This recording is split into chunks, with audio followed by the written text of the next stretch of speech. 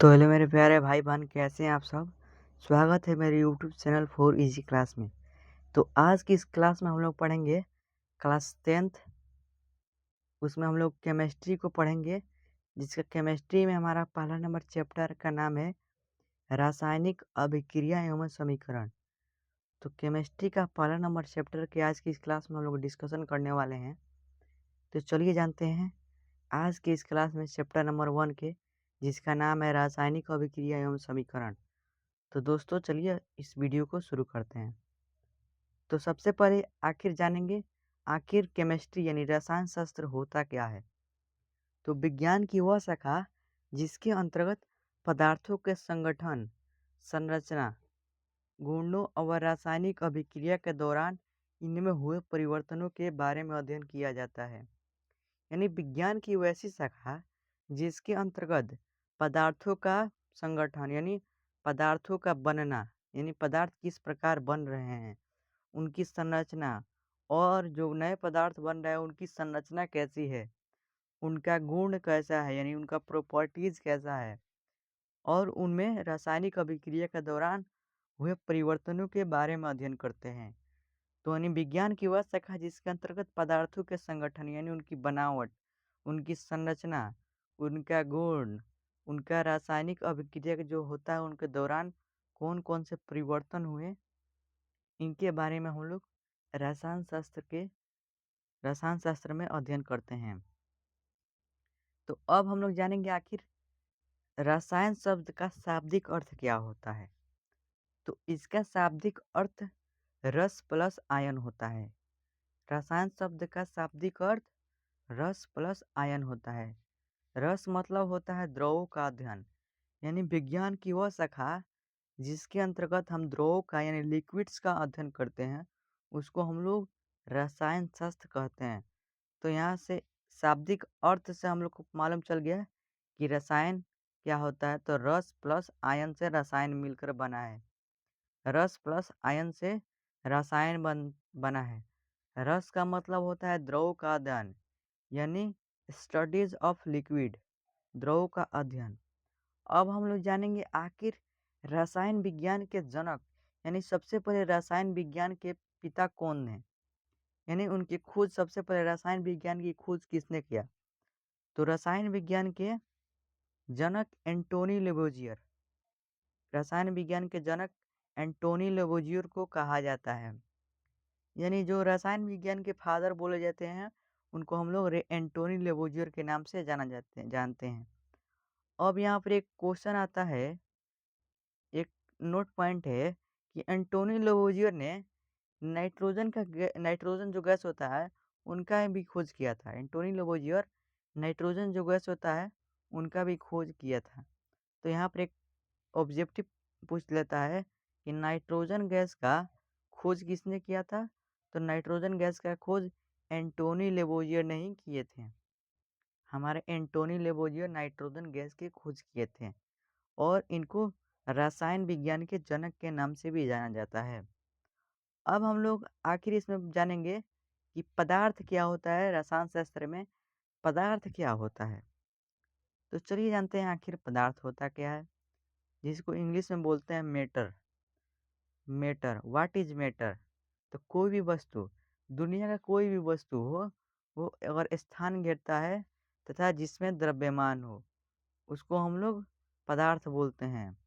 तो इसमें हमारा क्या डिफिनेशन होगा, जब कोई भी वस्तु जो स्थान घेरे तथा जिसमें द्रव्यमान हो तथा हम अपने पांचों ज्ञानेंद्रियों के द्वारा महसूस कर सके, उसे पदार्थ कहते हैं।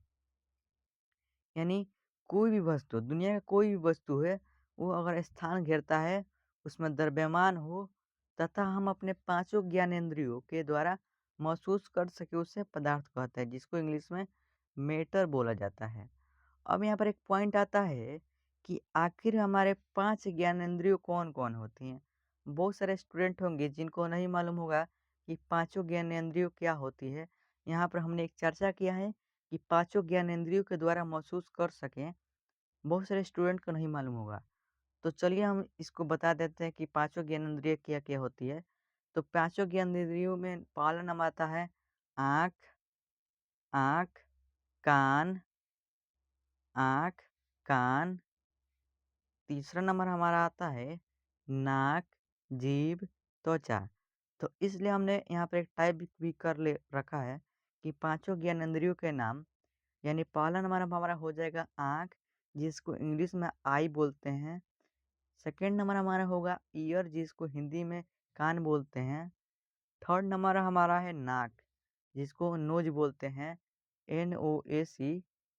हमारा चौथा नंबर है जीभ, जिसको इंग्लिश में टंग बोलते हैं, TONGUE। पांचवा नंबर हमारा है त्वचा।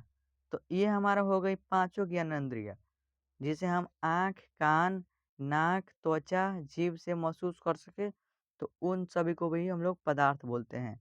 पदार्थ, जिसको इंग्लिश में मैटर बोला जाता है।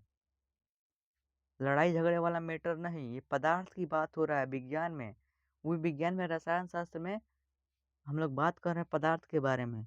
वो वाला मैटर नहीं जो लड़ाई झगड़े में होते हैं। तो यहाँ पर मैटर, दूसरा मैटर की बात चर्चा हो रहा है। पदार्थ यानी पदार्थों के बारे में मैटर का चर्चा हो रहा है। पदार्थ का इंग्लिश होता है ये मैटर। तो अब हम लोग जानेंगे कि पदार्थ के मुख्य तत्व कितने अवस्था होते हैं, यानी पदार्थ कितने प्रकार के पाए जाते हैं इस ब्रह्मांड में। तो आपके 10th क्लास के हिसाब से आपको पदार्थ के 3 अवस्था ही पढ़ने होंगे। आप अगर 12th में जाएंगे तो यहीं आपको पदार्थ के 5 प्रकार मिलेंगे। कौन कौन? आपको 10th के हिसाब से पढ़ना पड़ेगा ठोस, द्रव, गैस। और आप 12th में जाएंगे तो यहीं 5 प्रकार के होते हैं। लेकिन आपके बिहार बोर्ड में जो 10th क्लास है उसमें मुख्यतः 3 अवस्था ही होते हैं। तो हम लोग 3 ही अवस्था को जानेंगे। अगर आप 12th क्लास में जाएंगे तो 5 प्रकार के पदार्थ के अवस्था को पढ़ेंगे। पहला कौन हम लोग जानेंगे कि ठोस, दूसरा द्रव, तीसरा गैस, चौथा हमारा होता है प्लाज्मा, पांचवा हमारा होता है बोस, BEC। तो ये हो गया हमारा 5 पदार्थ ठोस की अवस्था का। लेकिन हमारे 10th के सिलेबस के हिसाब से हम लोग 3 ही अवस्था के बारे में अध्ययन करेंगे। तो जिसमें हमारा पहला होगा ठोस, दूसरा होगा द्रव, तीसरा होगा गैस। तो अब हम लोग पढ़ेंगे शुद्धता के आधार पर पदार्थ के कितने प्रकार होते हैं। यहाँ पर हम लोग आखिर देख लिए कि पदार्थ के मुख्यतः कितने अवस्था होते हैं। अब हम लोग पदार्थ को शुद्धता के आधार पर वर्गीकृत यानी बांटेंगे। तो पदार्थ के शुद्धता के हिसाब से कितने प्रकार के होते हैं। तो शुद्धता के आधार पर पदार्थ के प्रकार, यानी जिसको प्योरिटी, इंग्लिश में इसको प्योरिटी बोलते हैं। यानी शुद्धता के आधार पर पदार्थ कितने प्रकार के होते हैं। तो शुद्धता के आधार पर पदार्थ 2 प्रकार के होते हैं। पहला हमारा है शुद्ध पदार्थ, दूसरा हमारा है अशुद्ध पदार्थ। शुद्ध पदार्थ किसको बोला जाता है? जिसमें किसी भी प्रकार की मिलावट ना हो, जिसमें किसी भी प्रकार की मिलावट ना हो, यानी वह पूरी तरफ से शुद्ध पदार्थ हो, उसमें किसी भी प्रकार की मिलावट ना हो। और दूसरा हम लोग क्या पढ़ेंगे? अशुद्ध पदार्थ, जिसको इंग्लिश में इम्प्योर इम्प्योर मैटर बोलते हैं। यानी वैसा पदार्थ जिसमें शुद्धता की मात्रा न हो, यानी वैसा पदार्थ जो अशुद्ध हो, जिनमें कई प्रकार की मिलावटें मिली हुई हो। तो उस पदार्थ को हम लोग क्या बोलेंगे? अशुद्ध पदार्थ। अब हम लोग जानेंगे शुद्ध पदार्थ भी 3 वर्गों में बांटा गया है। शुद्ध पदार्थ को 2 प्रकार में बांटा गया है। पहला हमारा है धातु और यौगिक। शुद्ध पदार्थ को 2 प्रकार में बांटा गया है, तत्व और यौगिक। शुद्ध पदार्थ के 2 भागों में बांटा गया है, पहला तत्व और यौगिक। तो तत्व को भी हम लोग 3 प्रकार से इसको बांटेंगे। तत्व में हम लोग पहले धातु, अधातु और उपधातु। तो तत्व में हम लोग 3 प्रकार होते हैं तत्वों के भी, धातु, उपधातु और अधातु। और यौगिक की मैं बात करें तो हम यौगिक भी 2 प्रकार की होती है, सहसंयोजक यौगिक और आयनिक यौगिक। तो शुद्धता के आधार पर पदार्थ 2 प्रकार के होते हैं। शुद्धता के आधार पर पदार्थ 2 प्रकार के होते हैं, शुद्ध पदार्थ और अशुद्ध पदार्थ। और शुद्ध पदार्थ के हिसाब से पदार्थ जो होते हैं वो 2 प्रकार के होते हैं। पहला तत्व और दूसरा है यौगिक। अब तत्व में भी पदार्थ के प्रकार होते हैं धातु, अधातु, उपधातु यानी मेटल, नॉन मेटल और मेटलॉइड। अब शुद्ध पदार्थ के में ही हम लोग जानेंगे यौगिक के बारे में। तो यौगिक सहसंयोजक यौगिक और आयनिक यौगिक। तो यौगिक भी 2 प्रकार की होगी। हमारा सहसंयोजक यौगिक और एक होता है आयनिक यौगिक। अब हम लोग जानेंगे आखिर अशुद्ध पदार्थ क्या होता है। तो अब हम लोग चर्चा करेंगे अशुद्ध पदार्थ यानी इम्प्योर मैटर। तो मिश्रण, इसमें हम लोग जानेंगे कि अशुद्ध पदार्थ क्या होती है। तो अशुद्ध पदार्थ भी इसका भी एक प्रकार है जिसको बोलते हैं हम लोग अशुद्ध पदार्थ में एक मिश्रण आता है। और मिश्रण 2 प्रकार के होते हैं, समांगी मिश्रण और विषमांगी मिश्रण। तो अशुद्ध पदार्थ में भी हमारा एक प्रकार आता है मिश्रण जिसको मिक्सचर बोलते हैं। मिक्सचर में भी 2 प्रकार है, समांगी मिश्रण और विषमांगी मिश्रण। अब चलिए जानते हैं आखिर तत्व क्या है, यानी तत्व क्या है, व्हाट इज मेटल। तो तत्व वे शुद्ध पदार्थ होते हैं जो एक ही तरह के परमाणुओं से मिलकर बने होते हैं। तत्व वे शुद्ध पदार्थ होते हैं जो एक ही प्रकार के परमाणुओं से मिलकर बने होते हैं। तो तत्व जो होता है वो परमाणु से मिलकर बना होता है। और परमाणु किससे मिलकर बने होते हैं, हमारे परमाणु भी हो इलेक्ट्रॉन, प्रोटॉन तथा न्यूट्रॉन। इलेक्ट्रॉन को ई के पावर माइनस में लगा रहता है। इलेक्ट्रॉन पर जो आवेश होता है वो ऋणात्मक होता है और प्रोटॉन पर धनात्मक होता है और न्यूट्रॉन पर कोई आवेश नहीं रहता है। ऐसा बात नहीं है कि इस पर आवेश कोई नहीं रहता है। जब इसमें द्रव्यमान होता है न्यूट्रॉन में तो इस पर आवेश होता है, लेकिन यहाँ पर धनावेश और ऋणावेश समान मात्रा में होने के कारण यहाँ पर न्यूट्रॉन का जो होता है वो न्यूट्रल होता है, यानी इस पर कोई भी आवेश नहीं रहता है। इसका मतलब यह नहीं कि इस पर आवेश नहीं रहेगा। जी हाँ, इसमें आवेश रहेगा क्योंकि इसमें द्रव्यमान है। तो इसमें समान मात्रा में धनावेश और ऋणावेश होती है, जिसके कारण ये दोनों एक दूसरे को निरस्त कर देती हैं, जिससे इन न्यूट्रॉन पर अनावेशित यानी इनमें कोई आवेश नहीं रहता है, इसलिए इनके ऊपर हम लोग आवेश को नहीं दर्शाते हैं। तो यहाँ तक हम लोग जान लिया। अब हम लोग जानेंगे कि परमाणु संख्या क्या होती है। तो किसी भी तत्व में जो परमाणु संख्या है, परमाणु संख्या वो इलेक्ट्रॉन की संख्या के बराबर और प्रोटॉन की संख्या के बराबर होती है।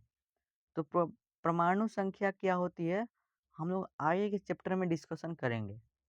तो यहाँ तक आप फिलहाल जानिए कि किसी भी तत्व की जो परमाणु संख्या होती है वो उनमें इलेक्ट्रॉन की संख्या तथा प्रोटॉन की संख्या के बराबर होती है।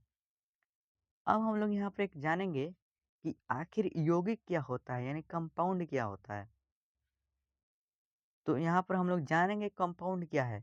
जैसे कि नाम से ही पता चल जा रहा है कि 2 वस्तु को आपस में एक निश्चित अनुपात में मिलाएंगे।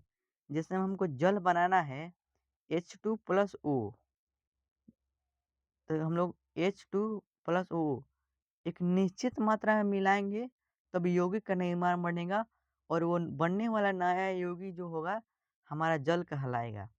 अगर हमको जल बनाना है तो हाइड्रोजन के 2 मोल और ऑक्सीजन का 1 मोल लेंगे तभी जल का निर्माण होगा।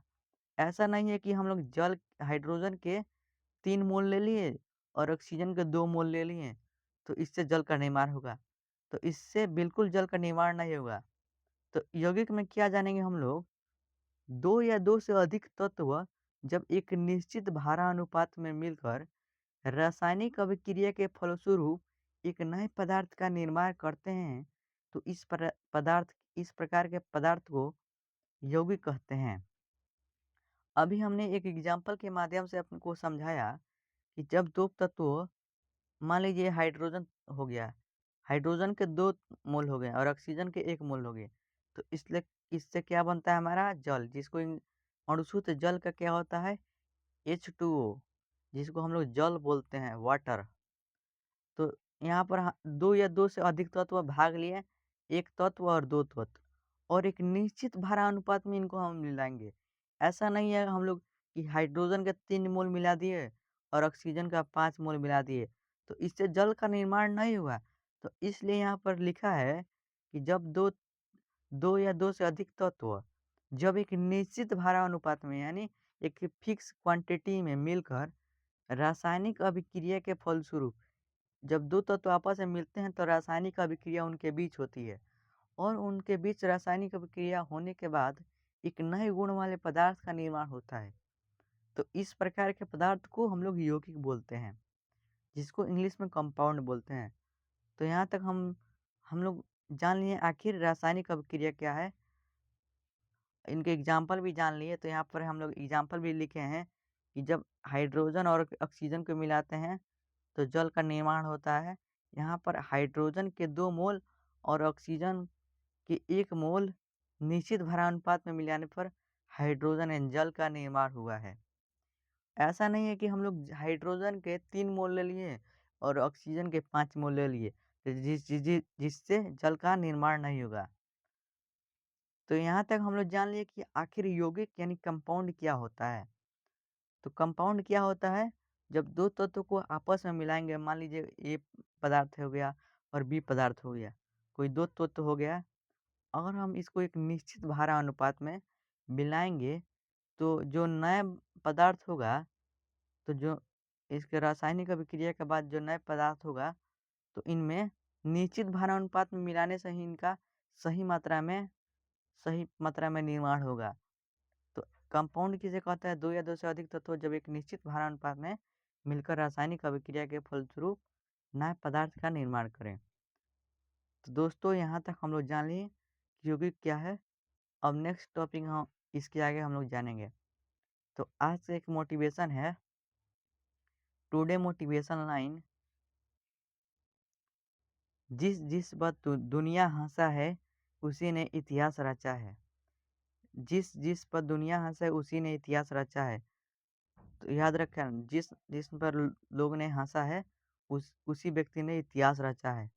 तो दोस्तों आपको इसी तरह इतिहास रचना है और आप पे कोई व्यक्ति हँस रहा है तो ये मत सोचिए कि आप अच्छे नहीं हैं।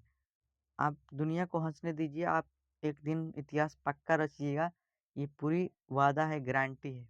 तो दोस्तों मिलते हैं किसी और अन्य वीडियो में, तब तक के लिए जय हिंद, जय भारत।